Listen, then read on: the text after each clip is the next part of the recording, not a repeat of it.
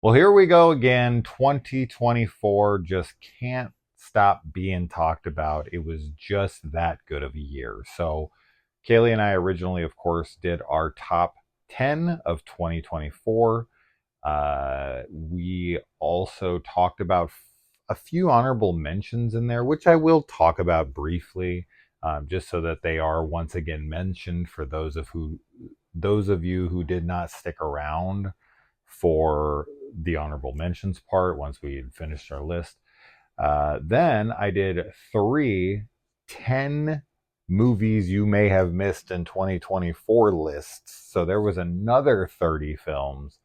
So between all of those lists together, I think we talked about almost, I don't know, 50 films.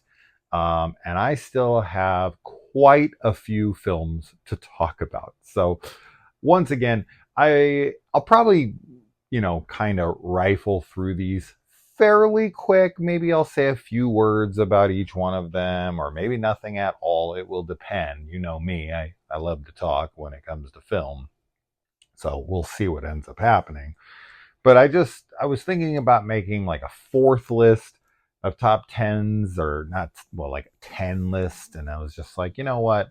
I think it's time to just give them a final list of everything that I personally greatly enjoyed. This is my personal list. This may not line up with Kaylee. She didn't even see a good amount of these, honestly. But these were films that I gave 4 stars or above, as I had said, on Letterboxd. So I thought that they were noteworthy, and I just didn't want to give you another 10 and then thought about, like, oh, maybe another 10. And then, where does that end? There was a lot of great films this year, a lot of really enjoyable films this year. So I figured let's just do one last final hurrah here and put an end to the film lists of 2024. So, as I had said, we had like an honorable mentions kind of portion where we just tacked on a few extra titles that could have made our list but didn't make our list, like Late Night with the Devil. Then we had talked about like the Sting Infested double feature, as well as the Immaculate First Omen double feature. Alien Romulus. I know that was a really split film. There was a lot of split films.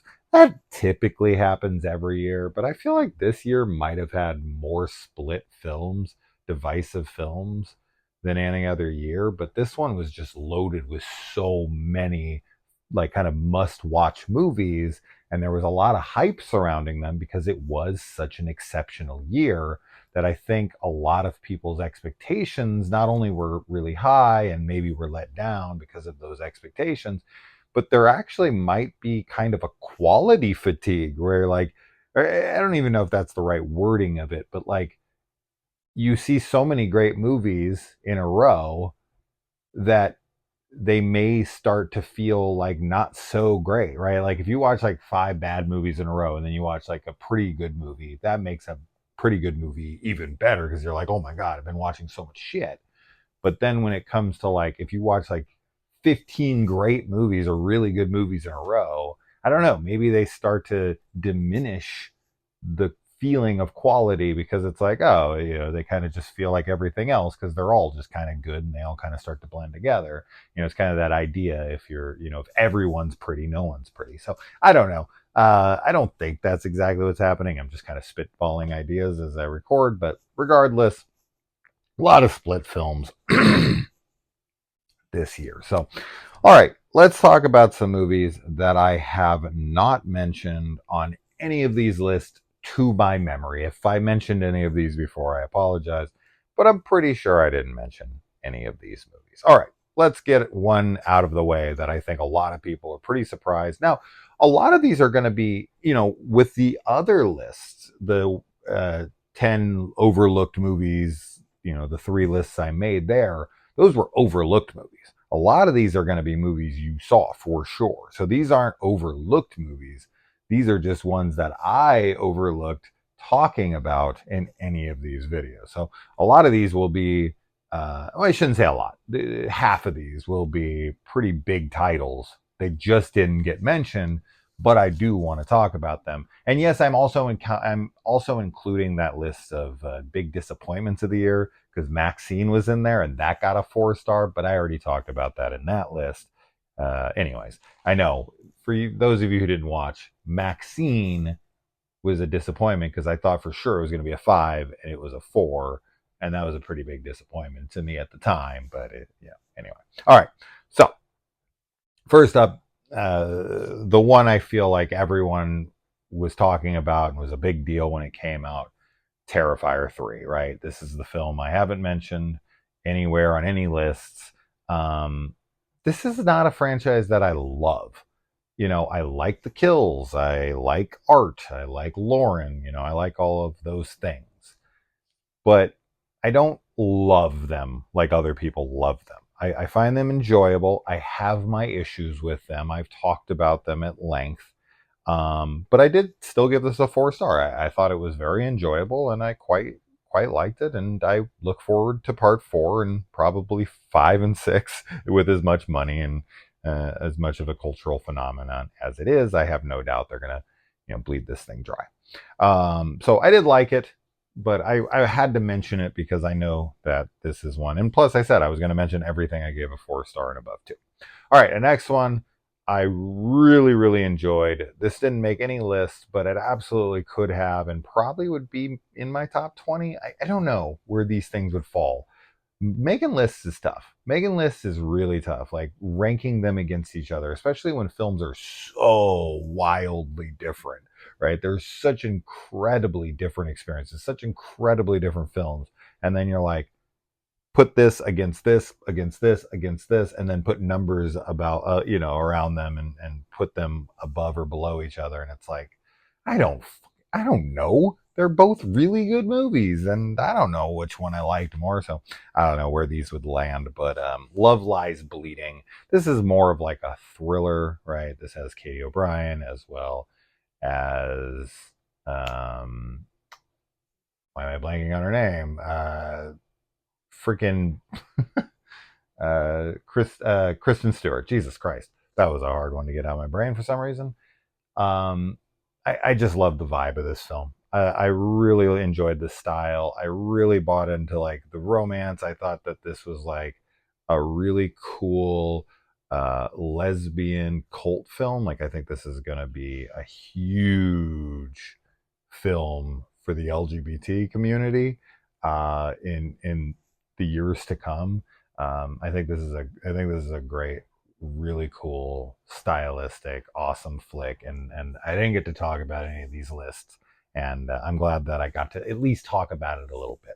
I really loved everyone in this movie, especially our two leads. So, Love Lies Bleeding. A lot of people overlooked it. A lot of people might not consider it horror, but I do horror and thriller, and there's plenty of thrillers. And this has a wild kind of gonzo ending, so I really dug that about it as well. Next up is Arcadian. I didn't really get to mention this. I think I might have said the name somewhere, but man, this Nicolas Cage movie with some super cool creatures that are hit or miss, right? This is another pretty split film. I found that a lot of people were down on this film because of the creature design, which if you go back to our spoiler discussion or a spoiler free review that we did on this, my big takeaway was the monsters are going to make or break the film. You're either going to find them super interesting, super unique, super compelling, and you're going to really enjoy that, or you're going to think that they're very silly and over the top and hokey, and it's going to take you out of the film and you're going to think it's stupid. And I was right. That's exactly what happened. People are, the people who thought the monsters were stupid were like, this movie was dumb. And the people who really bought into the monsters and were like, I've never seen anything like that before. That shit was wild. I really enjoyed it. That seems to be the deciding factor, which is of no surprise to me. So this is one I greatly enjoyed.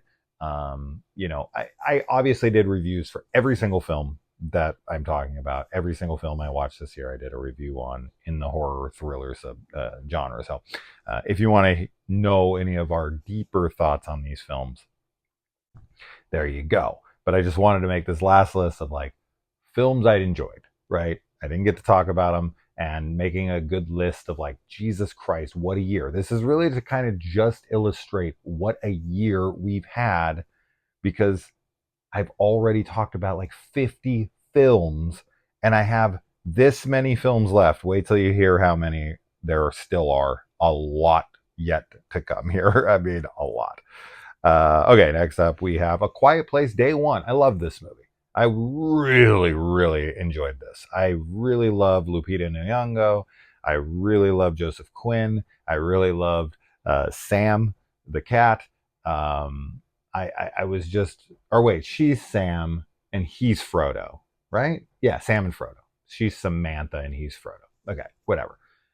Just great stuff. Great stuff. I really bought into the chemistry between them. There's like no romance. It's just a platonic thing between two people trying to survive, and him trying to have her have this last day, and her trying to get him through his fear, which she's already kind of conquered, and they're using each other's strengths to get through this thing together. Love the sound design, love the set designs, loved it all. Big fan. Another one probably in my top 20. Big win for me in this franchise, and actually my favorite film in the Quiet Place franchise. And I do look forward to part 3, and I hope Joseph Quinn shows up in part 3, because that would make perfect sense, since we see where he ends up at the end of the day 1. So I hope to see him in 3. And I also watched Gladiator 2 today, which I actually quite enjoyed. I really enjoyed it, actually, and he's in that as well. So shout out to him. All right, next up, Beetlejuice. Another one I greatly enjoyed. Grew up on Beetlejuice, loved it. It's one of, the classics. Winona Ryder's Lydia Dietz is like kind of who I modeled my tastes after as a kid. When I was a kid, I was like, that was it. I saw Lydia Dietz and it was like an awakening. I realized I was into alternative chicks. I liked chicks who wore dark clothes and weird hair and listened to crazy stuff and watched insane things. And Lydia Dietz was like the blueprint for the girl that I wanted to marry. And so much so that Kaylee and I dressed up as Beetlejuice and Lydia when we got married, because to kind of fulfill my desire from when I was a child, which is, kind of symbolic. Anyway, but this was one that had been in the works forever and ever and ever and ever, and I never thought it would happen, and it came, and we went and saw it, and I had a great time, and I've watched about half of it since. On HBO. I think that's where it's at, right? It's on HBO. I threw it on while everyone was doing stuff, and I watched a decent amount of it again, and I was really enjoying it once again. Love the casting of Jenna Ortega. She perfectly fits in the Burton world. I think she's like, fits so seamlessly. She's like the perfect modern day casting.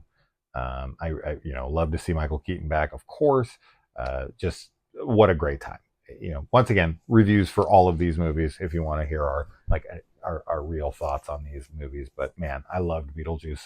Another probably top 20, right? So excited that this was a great film for me. Yeah, there's issues and maybe things at the end, blah blah blah. Review, you can watch it. Moving on. All right, and next up, Lisa Frankenstein. Really cute movie. This is like a perfect gateway horror film that's great and catered towards like teens. I think that Lisa Frankenstein will be a very iconic character to like women cosplayers in the future. I think you'll see more and more of them at like cons. And I think that's great. I think it's always cool to see characters like Megan and Abigail and whoever, these kind of like iconic characters. But I had a great time with this. This felt very like, it was this Diablo Cody? I think it might have. It was, wasn't it? It felt very Diablo Cody. I'm pretty sure it's Diablo Cody. But yeah, I had a great time with this. So moving on. Blink Twice, another really freaking cool thriller.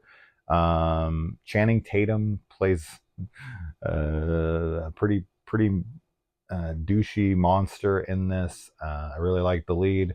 I liked all the girls in this. I thought this was a really cool story. I really, it has a very cathartic ending.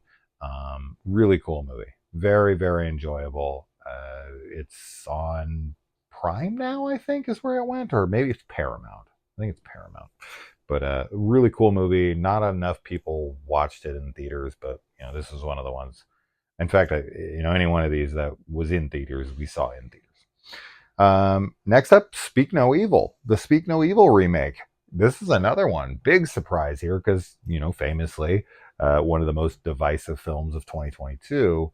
We were actually, for once, on the side of the negative voices towards a divisive film. Typically, when a film is divisive, that's like, my wheelhouse. That's usually what I gravitate towards. All these super divisive films over the years, I'm usually the one in the love camp. But the original Speak No Evil, man, I was down on that film, even though I acknowledge that it is a very successful film, and that's why I didn't like it. It's so successful, I actually didn't enjoy it because it was purposely trying to like upset you, and it did in a way that was, I had negative response to. So it's actually a very successful movie. So I can't really hate on it for doing its job. But I wanted to see like an alternate reality version that made sense to me and what I would want to see, which, yes, granted, is not as impactful, but this is much more cathartic and what you would want versus what you probably should have gotten. Love James McAvoy. Always been a big Mackenzie Davis fan. Scoot McNairy, all good stuff. I really enjoyed this remake. Definitely my favorite of the two. I know that's blasphemous to people who think the original is like a masterpiece. I get it, but moving on from that, yeah. Speak No Evil, cool film. All right. Did I mention Cuckoo because I mentioned it in the honorable mentions thing, but I can't remember if I actually said it here or not. But there you go. Next up is Heretic. Oh man, I loved Hugh Grant and Sophie Thatcher in this movie, and the other girl. I can't think of her name right now, but really cool movie. This is great, like cat and mouse kind of, more dialogue heavy, and I really loved the message of this film. I really loved Hugh Grant's performance in this. I think that he's super, super good in this movie, super menacing, and definitely another film. I don't know, man. Another top 20? God, I feel like there's 30 films in my top 20. It's hard. It's hard. But I think it'd probably make my top 20. But yeah, a lot of people talked about it. A lot of people saw it. Another one here is a found footage film called Mind, Body, Spirit. This was probably the first found footage film we watched in 2024.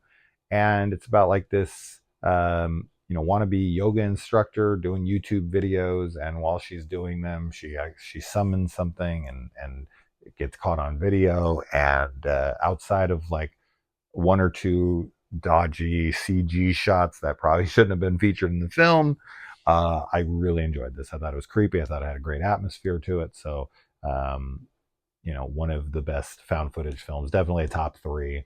Milk and Cereal, Late Night with the Devil, and this were probably my top three favorite found footage films. VHS Beyond, which is also on the list, so I'll mention it right now. VHS Beyond also got 4 stars. A lot of cool segments in that movie. So, yeah, I was really blown away by the skydiving one. I thought that was like really impressive. What a wild thing to be able to put onto film in a found footage film with their budget. Next up is a South Korean film called Escape, where this guy is trying to escape from North Korea into South Korea. This is a thriller, much, much more on the thriller side, but a great film. A great film. Reminded me a lot of the movie JSA, Joint Security Area, which is an excellent film. This was really damn good. This guy is trying to get out, and this other dude is chasing after him. excellent film. Almost no one saw it. This would definitely be on a 10 overlooked films. In fact, I don't know how it didn't make any of those lists, but Escape, from South Korea. Definitely check it out. Next up, Caddo Lake, with Dylan O'Brien. Really cool movie on HBO Max. It was just like dropped on HBO Max, and I can't really tell you what it's about without spoiling it. But I really enjoyed it. I thought it was a bit of a mind fuck, and you really have to think about it in the end. And I really enjoyed the lead female's performance a lot. So really cool film. Didn't get as much attention as it should have, in my opinion.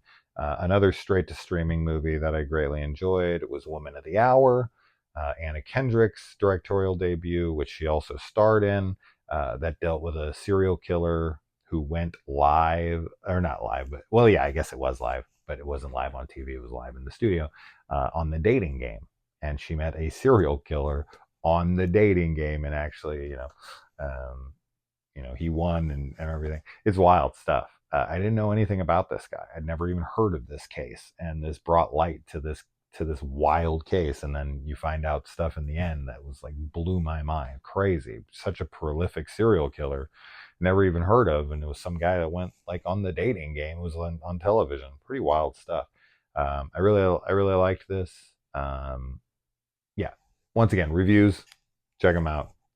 There are issues I have, of course. There are four, or they're not all 5 stars, so I have some issues, but mostly I enjoyed them. All right, next up is I think this was a Shudder original, Destroy All Neighbors with Alex Winter. Really fun horror comedy. Almost no one talked about this film. Ridiculous, zany, over the top. The prosthetics and makeup on Alex from Bill and Ted's Excellent Adventure, or more in line with this, a fantastic film called Freaked, which I couldn't recommend higher. I love Freaked. Oh my God, that's a movie from the 90s that Alex Vincent made. Or Alex Winter. Alex Vincent's from fucking Child's Play. I don't know what the hell I'm talking about. You guys know what's going on. I'm an idiot. Next up is Out of Darkness. This is a really cool like horror movie set in like caveman days. That's not something you see very often, right? This is like before society, before civilization. This is actually a pretty cool film. Kind of reminded me a little bit of like Pitch Black. There's something like hunting them in the darkness, and I dug it. I dug it. It's a good watch. So if you're somebody who likes like real far back, like you want period piece, this is like period piece. It was cool. Next up is Monolith. This had a good atmosphere to it. This girl's on the radio making like a podcast, and she's investigating this thing, and then she gets kind of sucked into it, and there's a really cool atmosphere to it. There's a lot of it's mostly just her by herself and hearing things in the house, like that one movie, oh, The Last Will and Testament of Rosalind Lee. Is that what that movie was called? I really enjoyed that movie, and no one ever talks about it. But I've always been a big fan of like one person in a house, and they think they're hearing things, and the performance is all on them, and they're just kind of like talking on the phone to people and stuff. I don't know. I've always been a big fan of those kinds of movies, and Monolith was one of those. Next up is a movie called The Seeding. The Seeding is a movie that takes place in like a quarry, like this like hole in the ground, like a canyon. This guy kind of falls into, and he can't get out of. And in the middle of it, there's a house with a woman inside, and he shacks up with her, and some weird shit starts going on. This is another one of those movies I watched very early on in the year. Another one of those like 10 overlooked type films that I would have easily put on a list. I thought this was a super cool movie. Had some real weird shit, some WTF moments, and had a weird ending, and I dug it. So, all right. the seeding, like seeds, because I can't put the posters and everything for every single one of these movies. It would take me forever to edit this video, and you guys know how much I hate editing. Next up is Slay. I don't think I mentioned this. I don't think I mentioned this in anything. I have mentioned it a few times this year, but this is like drag queens versus vampires. They get booked in this like redneck bar, and they're like, this can't be right, and they go in and they do their little show anyway. And then it's kind of like a From Dusk Till Dawn thing where the place is loaded with vampires, and they have to fight them. I thought this movie was super funny. I really loved the drag queens. I thought they all had great chemistry. I thought they were very funny and charismatic. So this was a really good time. This is a Tubi original. Another Tubi original on here is a movie called Invasive, where this guy and this girl are squatting in rich people's houses, and while they're squatting there, the tenants come home and they discover these tenants have a secret. This is another cool movie, another overlooked film for sure. Slay is another overlooked film. And another overlooked film here, I think this one was maybe Thai or Indonesian. I can't remember, but it's called Camp Campon Campon Kampon Campon. This is a cool film. Obviously, I keep saying that, but I mean, they all were. A little girl shows up at the house. She claims to be this guy's daughter. That they take her in, and she is very off.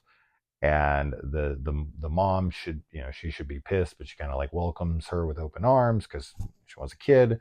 And so they take her in, and they're looking past all these red flags, and the kid's getting weirder, and things are going on while the girl's in the house, but they're like trying to protect the kid. Cool film. It kind of reminded me of a film earlier, maybe 2 years, 3 years ago, called Mimic. Anyway, so next up, we've got a kind of like giallo homage type of film called Eight Eyes, another overlooked film. A lot of these are just overlooked, so you're getting even more than 10 this time around on overlooked films that I greatly enjoyed from 2024. Eight Eyes. Yeah, I don't really know what to say about this one. This is kind of like a stranger in a strange land type movie. This girl and her husband or boyfriend, they go to another country, and they get caught up hanging out with this guy who's showing them around, and maybe his intentions aren't so great, but there's some great style to this. The opening shot is actually one of my favorite openings. It's maybe my favorite title card of the year. It felt like it was directly out of the 70s. It was super cool. I think it's like a skull burning in like a fire or something. It's very, very cool. It was a very striking image that I greatly enjoyed. All right, another really cool one that you know is another overlooked. This is going to be overlooked by overlooked by overlooked. Is another movie called I Will Never Leave You Alone. This guy gets out of jail, and he has to stay in this house, and he can't leave it. He's like on house arrest in this house, and the house is haunted. And this reminds me a lot of the Famke Jensen movie 100 Feet, where she is on house arrest in a house that's haunted by her dead abusive ex-husband. Kind of like that, but the house keeps fucking with his head and showing him all these weird images, and he doesn't know it's real. And the only person he can talk to is this like I think he's like a landscaper that randomly like comes to his window and talks with him, and gives him some form of communication. So this was a cool movie. I really enjoyed this, and I think you should check them out, of course. All right, next up is another overlooked movie from Rob Zombie's brother, Spider One, called Little Bites. This is about a woman who is keeping a monster in her house, which is feeding off of her, and she can't see her kid because if the kid comes home, the monster she thinks is going to eat him. So she's like keeping the kid at arm's length at her mom's house, which is really screwing up her relationship with her kid. And this thing is, it kind of reminded me a bit of Hellraiser, when Frank is asking to have his chick bring home dudes to kill so that he can feed. Uh, it reminded me a decent amount of that. I dug it. It was a cool film. Next up is a Netflix original movie called It's What's Inside. This was a body swap movie, but not a typical one.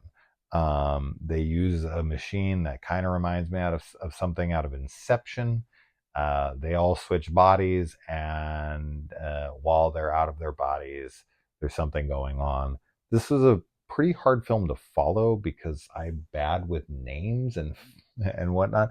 So I was like always trying to remember who was who when they were in different bodies. But this actually kind of reminded me a bit of like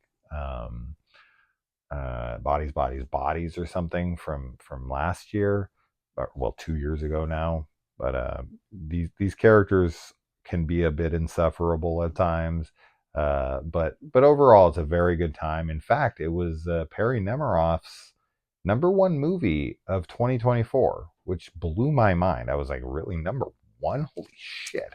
If I'm remembering correctly, I'm pretty sure it was number one. I was like blown away. But then Chris Stugman had freaking hundreds of beavers, which I'd never even like heard of at the time. And I don't know. Anyway, I saw maybe 30 minutes, 45 minutes of little 100 beavers after he'd mentioned. It's fun. It's super fun actually. Anyway, next up we've got Daddy's Head. This is a really weird movie. Not weird enough, and it didn't go hard enough, but it had a really great atmosphere. And you know how much of a sucker I am for atmosphere. And then we'll go with Things Will Be Different. This is a really cool time travel movie. There's like a kind of like a heist, a robbery, and then these people go. This actually kind of felt like a Benson and Moorhead film, if I was to liken it to anything. Kind of, it reminded me a bit of their films, like The Endless or Resolution, or if you haven't seen Spring, if you haven't seen a Benson and Moorhead film, definitely do yourself a favor. I think I've recommended 150 films at this point between the 2024 list and then all the movies this has reminded me of and all these different things.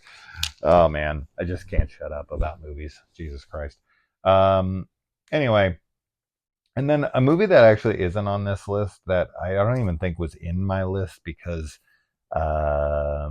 pretty sure it was this year, wasn't it? Or maybe this was maybe this is 2023. Um, last Stop at Yuma County, isn't that what that movie's called? Um, last Stop at Yuma County. Yeah, I'm pretty sure that was last year, but I don't think I don't think I considered it enough thriller or horror. It was sent to me as a thriller. Um, but man, that was such a great movie. That was such a great movie. Talk about one of the most overlooked films of 2024. It has enough thriller elements in it. It kind of feels like an early Coen Brothers film or something like that. But really, really, really, really fucking good movie. So I thought I'd just mention it right here, and so much so that Sam Raimi watched it and gave that director the next Evil Dead movie, as well as another director. The director who did Infested is doing another Evil Dead film. So two Evil Dead films are currently being made right now, but one of them is the Last Stop in Yuma County director. So I had to mention it for that reason, and because it's fucking awesome, and it has some thriller elements. And if you're like a Coen Brothers fan, I would definitely check the fucking thing out. So, anyways, all right, that list is as complete as it's gonna get. These are all of the films that I think I didn't mention, and I'm pretty sure this is a complete list. If I think of anything else, I'll drop it in the comments below. But what a stacked year. I mean, I don't know how many movies I just mentioned, 25, 30, So what are we at? 80 films that I had like 4 stars or above in this year. I mean, what a year, guys. What a year. I mean, we'll be talking about 2024 forever. Hopefully 2025 surpasses it. Of course, I'd love that. But I don't know, man. This is a tall order. They really, really packed this year full of titles. I don't know if that's because there was the writer's strike and there was, COVID and all these things that kind of halted productions for years and put writers in this situation where like they were stuck in their houses for a while, so they were writing a bunch, and then no productions were going on because COVID restrictions were shutting all these projects down. And then the writer's strike happened, so there was like a bunch of writers who were sitting at the house and not doing anything, and they were definitely writing during that time. They just weren't selling them or anything. And then I think once all of those things lifted, they were finally like had all this material. And because of that, I think for the next few years we're probably going to see an onslaught of titles, or a myriad of quality things, as mixed in with some things that aren't so great, of course, as you're always going to get. But I do think that's probably why we're getting so much good content currently, is because of all the lack of content we were getting there for a while due to the aforementioned things. So anyway, that's that. 2024, I'm still contemplating, but it's getting a little late now to do anything like this, like best performances. But man, as I said before, that would be easily the hardest list to make. That I don't even know where to begin, because there was probably 40 or 50 performances from this year that I genuinely loved, and trying to make like a top 10 list, God, maybe even more than 50. I mean, if we're talking about like, there's multiple movies that had like 2 or 3 people that I thought were fantastic in them. So I don't know, man. I don't even know where to begin. So, anyways, what were your guys' favorite titles that maybe didn't make a list, or on this list, or other movies that I did not mention that you think are noteworthy that never made any of these lists? This was a hell of a year, so maybe there's even titles I personally missed. I doubt it. 298 films. I think I saw pretty much everything, but you never know. Let me know. Um, uh, did Horror in the High Desert 3? I can't remember. I think maybe they got a 3.5. Anyways, I'm trying to like throw on random titles. I'm like, wait a minute, hold on here. Anyways, that's the titles. And 3.5, all the 3.5s I didn't mention, I enjoyed, right? And then the threes are like, they were fine. But 3.5s are actually movies that, I was like, this was enjoyable. I probably never watch it again, but that was enjoyable. That's probably another 30 or 40 films right there at least. But I'm not going to mention those. Anyways, but you can go to Letterboxd. So if you look in the description box below, you will see my Letterboxd, and I made a list, and you can see my ratings for every single film. You'll see a list of 298 films from 2024 that I watched. I made a whole list. So if you want to see every single thing I watched and how I rated it, you can do that, and you can always do that throughout the entirety of every freaking year.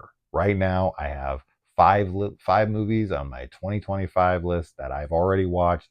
Every one of them have ratings. I do not hide this shit from the public. You guys can see all of my thoughts on all of these films. So there you go. Anyways, that was a long video, way longer than I expected it to be. Thanks for sticking around. Thanks for supporting the channel. Thanks for listening to me ramble. I love talking about films. I never get tired of it. Hopefully I never will. And I'll see you guys in the comments. Adios.